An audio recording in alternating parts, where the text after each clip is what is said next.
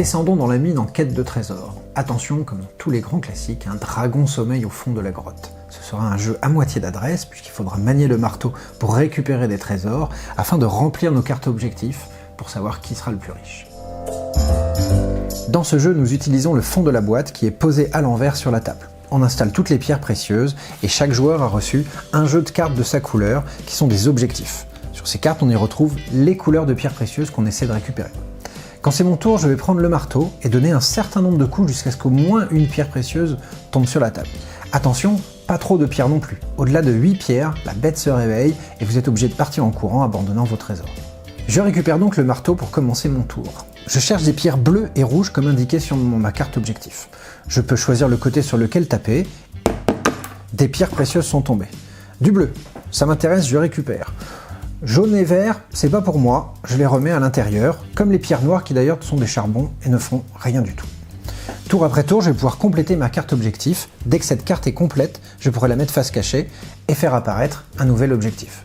Durant toute la partie, les pierres blanches sont des jokers. Elles permettent de remplacer sur vos objectifs n'importe quel emplacement, n'importe quelle couleur.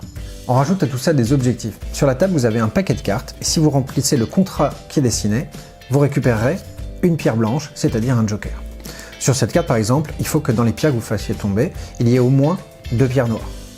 Ici on vous demande d'avoir fait tomber un nombre impair. Ici d'avoir fait tomber de 1 à 3 pierres, rien de plus. On trouvera les nombres pairs, les grands nombres de 6 à 8, à chacun de ces objectifs, vous récupérez une pierre joker.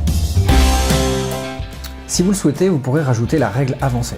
Cela s'applique à l'ensemble des joueurs ou à l'un d'entre eux si vous avez besoin de réguler le niveau de jeu. Dans ce cas-là, à mon tour de jeu, je lancerai le dé, et si je vais tomber sur une couleur, celle-ci m'indiquera la règle spéciale que je vais devoir utiliser. À chaque fois, il s'agit d'une question de manipulation. Si je tombe sur du jaune, je suis juste à côté de la bête, il ne faut pas faire de bruit, je vais donc manier avec le manche et non pas avec la tête du marteau. Si je tombe sur du violet, c'est le nain qui est suffisamment costaud et qui peut poser le marteau pour taper à main nue. Si je tombe sur du orange, dans ce cas-là, je vais devoir utiliser ma main mais sans refermer avec le pouce, plus difficile à manipuler. Si je tombe sur du bleu, je me suis foulé ma main, je vais donc devoir utiliser mon autre main, plus difficile aussi à manipuler.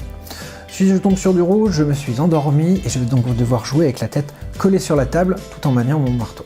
Si je tombe sur du vert, des chauves-souris m'ont assailli et je dois fermer les yeux pour faire mes coups de marteau.